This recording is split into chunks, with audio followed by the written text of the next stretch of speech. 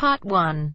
You will hear a telephone conversation between the accommodation officer at a university and a student.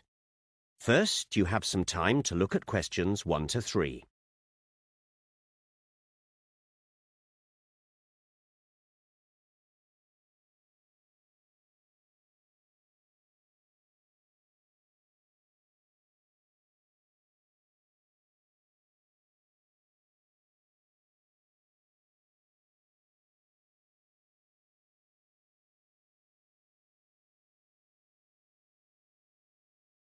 Good morning. National University Accommodation Office. Rosemary speaking. How can I help you? Hi. I'm coming to do a short course at the university this summer, and I'd like to book some accommodation, please. Okay.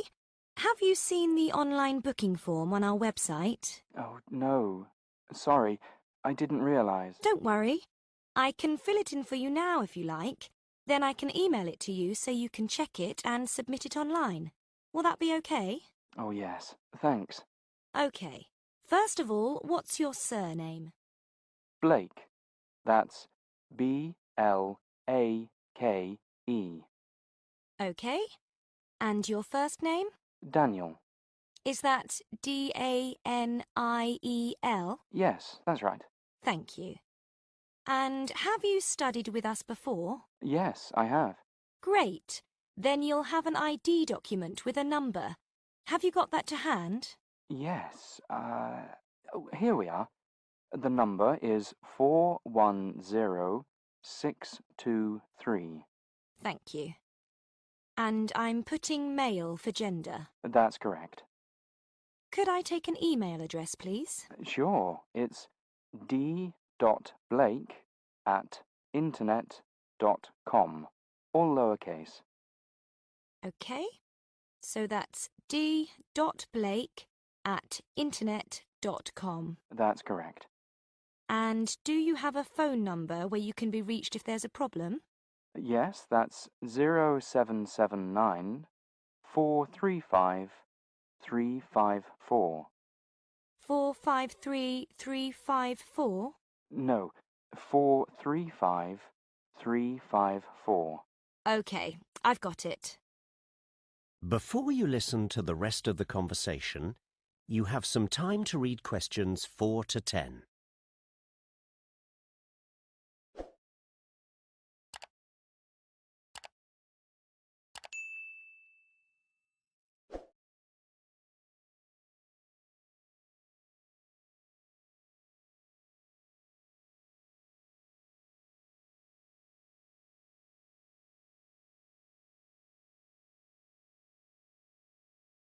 So, you said you're going to be studying with us in the summer. What course are you doing? I've enrolled to do art history. And which start date have you selected? The 1st of July? No, the later one.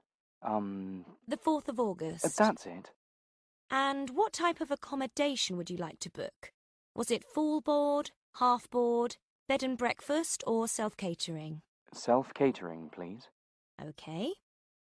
And did you want a single room or a shared room? Oh, I hadn't thought about that, really. Is there a difference in price? Yes. The shared room is much cheaper, but I can't guarantee who you'd be sharing with at this stage. I see. No, I don't want to share. Let's say single. I can see the prices here in the prospectus. It's not too expensive. Good. And you'll see you can also pay extra for a private bathroom if you want. Ah, yes. That sounds like a good idea. So shall I put private? You can always change it before you send the form in if you have second thoughts. Yes. Okay, let's do that. And finally, Daniel, will you need a parking place? Oh, yes, please. I need to put here the type of vehicle, just whether it's a bicycle, a motorbike, or a car, you know. Yes, it's for a car. Okay, well, that's all. I'll email you this now and you can check it and send it in with your deposit. Thanks. Did you want to pay £50 or £100 as your initial deposit? Oh, 100, please. Thank you. A credit card payment will be prompted when you submit the form. Okay. Is there anything else I can help you with? No, that's all. Thank you very much. My pleasure. Goodbye. That is the end of part 1. You now have half a minute to check your answers.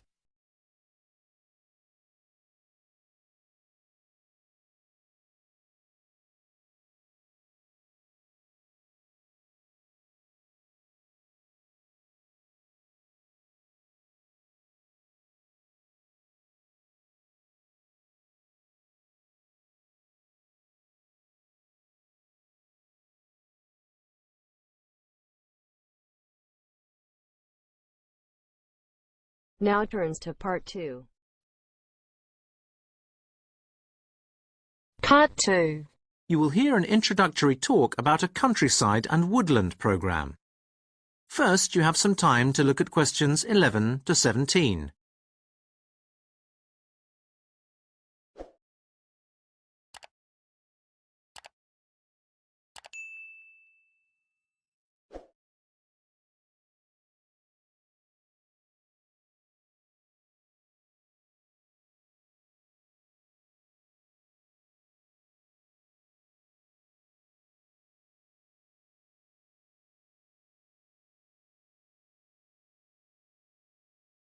Good morning, and welcome to the Moorland Countryside and Woodland program. I'd like to give you some information about the program and the short courses we run for people on woodland awareness. We're actually a program run by volunteers, and we were set up 15 years ago to educate people of all ages and backgrounds about the wonders of our woodlands and hence nature itself. And for the past 5 years, we've been taking groups of youngsters and their teens on educational trips on Fridays, Saturdays, and Sundays. From schools mainly from around the area, but some have come from much further afield. At first, some youngsters are not very impressed by the setting, because we discourage them from using any electronic devices, especially smartphones, so they can engage more with the surroundings. This throws them quite a bit. But almost without exception, by the end of the 3 days they're here, the young people don't want to leave and want to come back again. In fact, 2 of the workers here came with student groups 5 years ago. And when they left school, they came straight to work for us. The program is completely self-sufficient, due in part to the sales from the plant nursery and also to donations. But the bulk of our income's now from running the educational and awareness courses. This is a basic map of our center. We're here at the entrance, and you can see the cabins running along the east side of the path as you go north. The first cabin, Beach Lodge, is for students. It's quite large and can accommodate 10 students in bunk beds. Then the next 4 cabins are for families, and the cabin after that, Chestnut Lodge, is for teachers, which can hold up to 4 adults. On the west side of the path, directly opposite the family cabins, are the educational facilities. They're quite up to date with all the latest wizardry. And next to that's the cafeteria, which is shared with visitors to the center. Just beside the cafeteria is a family area with climbing frames for children. We don't allow open-air cooking here because of the trees. The plant nurseries, that area you can see that runs all the way along the north part of the map. Before you hear the rest of the talk, you have some time to look at questions 18 to 20.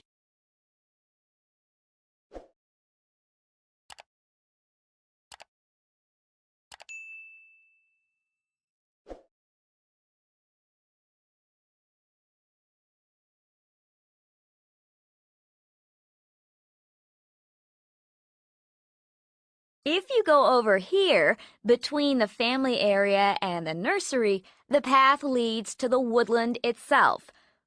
We're on a hill here and quite high up, and as there's some spectacular scenery around here, we have breathtaking views of the countryside. You can see the river stretching for miles through rolling countryside. Fortunately, the whole woodland is protected by law, so nobody can chop down any trees.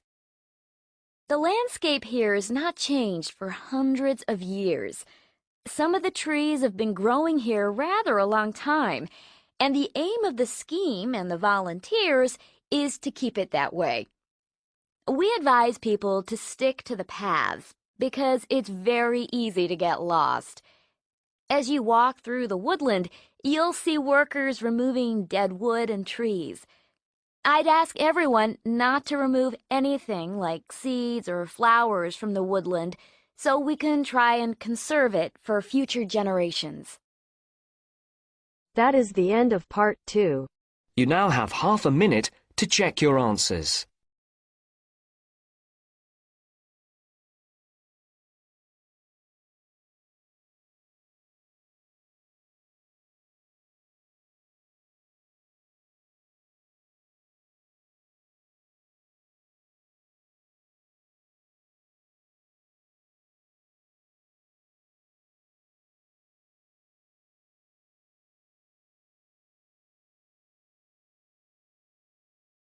Now turns to part 3. Part 3. You will hear two students talking about a research project they have to do together. First, you have some time to look at questions 21 to 24.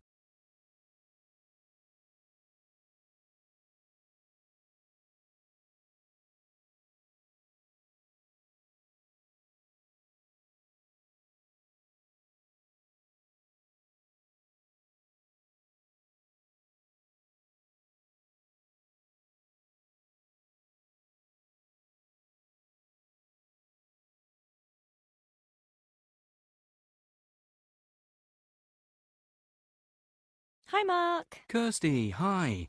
So, we've got this research project to organise. I really like the idea of doing it on the allotment gardens opposite the college. Brilliant idea of yours. Oh, not really. I walk past there every day and see people working on little plots of land, growing their own food, and I thought it'd be interesting to find out more about it. Great. So, we'd better decide who's doing what in terms of gathering some background data. Right. I thought we ought to do two things. Do some background reading, then actually go and interview some of the people involved. Sure. I guess we could start by looking into why the allotment gardens are there, whose idea it was, when they were established, etc., looking at historical records. Well, I've already discovered that it was a national programme in the 1920s, so our local one would have been a part of that. I guess we could look at local records to see why this particular site was chosen. OK, I'll do that then. I guess it was wasteland or something. There's quite interesting geology and soils round here, actually. Oh, I don't think we need to go into all that. Oh, OK. But what you could do is find out what the terms and conditions are for the gardeners. Do they pay rent? Do they have a contract, etc.? Well, I think you can ask them that. We don't need to research it ourselves. Yes, you're right. But I did read a newspaper report that said the site was under threat of development. You know, somebody wants to build housing there. Really? Now that is interesting. I could look to see whether anyone's applied for permission to the local council's planning office. Exactly. OK, great.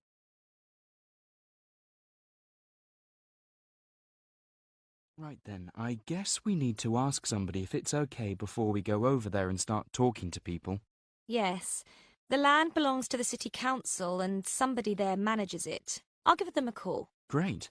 He should be able to give you a plan of the site too. Yes, and maybe some indication of who amongst the gardeners it might be best to approach, like who's been there the longest or whatever. Yeah, OK. It might be good to have an introduction rather than just approaching them out of the blue, actually. I agree.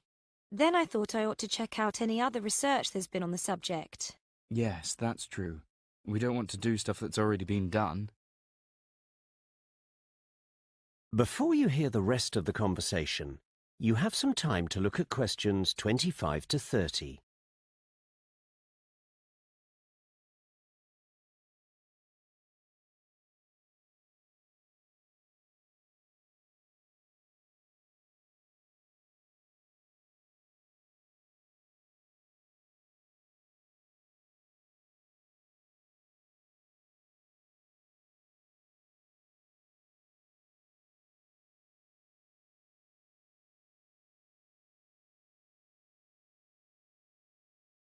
Have you got any idea what we should actually focus on in our research?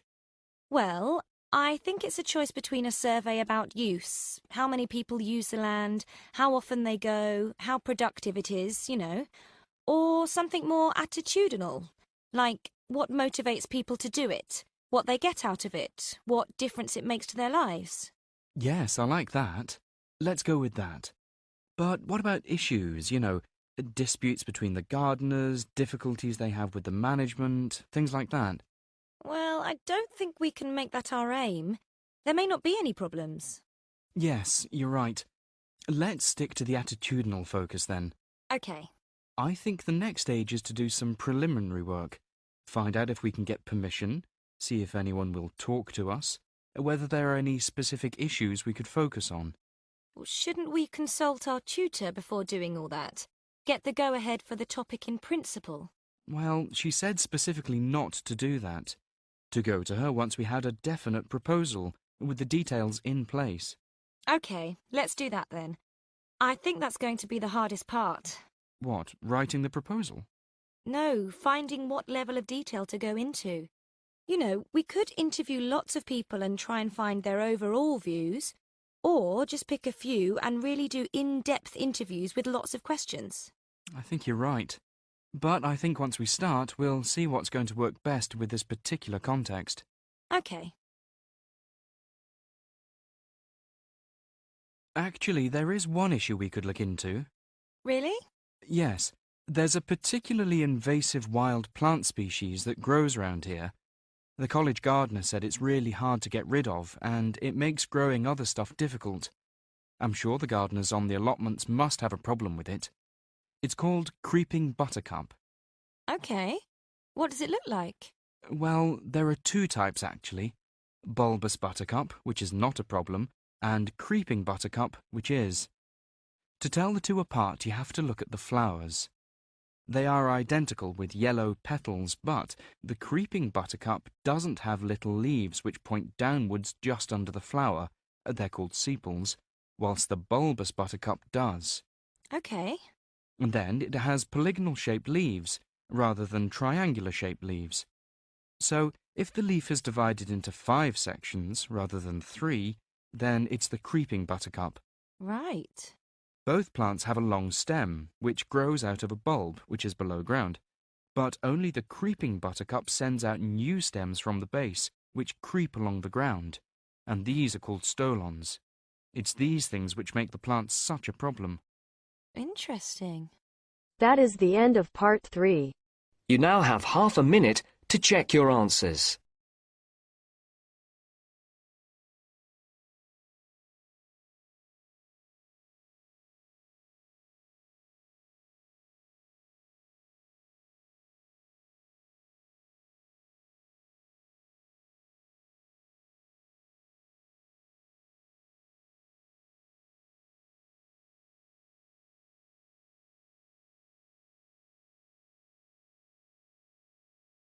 Now turns to part 4. Part 4. You will hear part of a talk about the migration of early humans. First, you have some time to look at questions 31 to 40.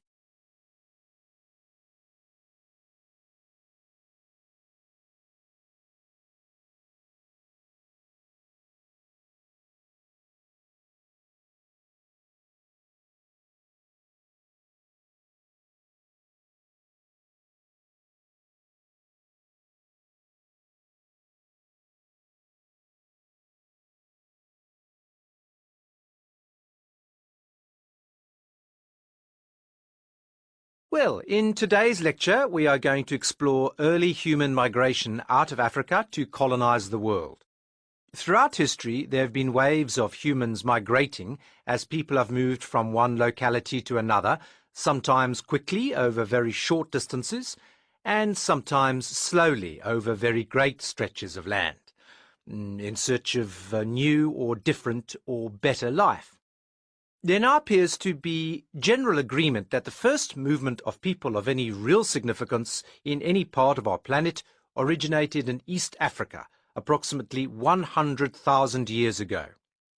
This first group of modern humans made their way across the Red Sea, which was then a dry bed, then through Arabia and into what is now the Middle East. But these early pioneers soon died out.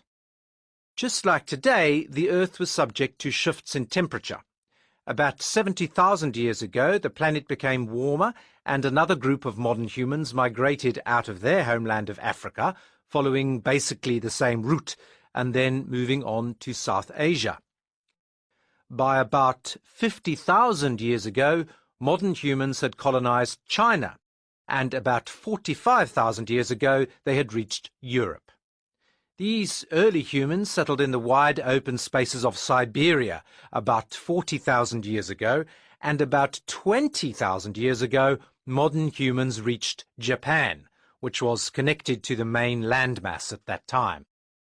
Now, there was no land connection between Australia and Southeast Asia, so the first Australians who arrived around 50,000 years ago must have made the journey across the sea in simple boats to settle on the Australian continent. Modern humans moved from Asia to North America, which was reached across what is now the Bering Strait through Alaska. This migration happened between 15 and 13,000 years ago. There is also some evidence to suggest that modern humans came across pack ice via the North Atlantic, but this theory has been discounted by some. Since that time, the American continent has been the destination of waves of human settlement. Before we look at more modern examples of human movement, like the Anglo-Saxon migrations to Britain in the 5th century AD, the migration of Turks during the Middle Ages, and the migration of the Irish to America in the mid-19th century, I'd like to look at a migration within the continent of Africa itself that I'm personally very interested in. If we look at the map of Africa, we can see some patterns that are common to other waves of human movement throughout history. The routes here show what is probably the most significant migration in Africa itself, that of the Bantu, who spread out from a small region in West Africa near the present-day border of Nigeria and Cameroon, just around here on the map, to occupy roughly 30% of the continent by the year 1000 AD. A trigger for this movement may have been the result of the cultivation of the yam, a starchy root vegetable which Bantu farmers started to grow as part of their staple diet. This cultivation began around 2750 BC, resulting in the expansion of the population. The Bantu people then spread out into the neighboring territories, which were at that time sparsely populated. As the land of the rainforest could not sustain the farmers and their families for longer than a few years, they moved on, felling trees and creating new clearances in the forest to cultivate yams. With the numbers of the Bantu on the increase between 2500 and 400 BC, the people were constantly on the move, migrating south down through modern-day Congo in Central Africa, and reaching Zimbabwe and modern-day South Africa by about 100 AD. It was contact with Sudan in North Africa that introduced the Bantu to iron production, in which they excelled. Once they had exchanged knowledge of working in iron from Sudan, the quality of their work rivaled that produced by the Mediterranean people of the time. They now had better tools to cut down trees, clear forests, and work fields. And there is one other benefit iron gave them, and that was a military advantage over their neighbours. I'd say that migration has transformed the world from early times, and we all reap the benefits of different peoples coming into contact with each other. That is the end of part 4. You now have half a minute to check your answers.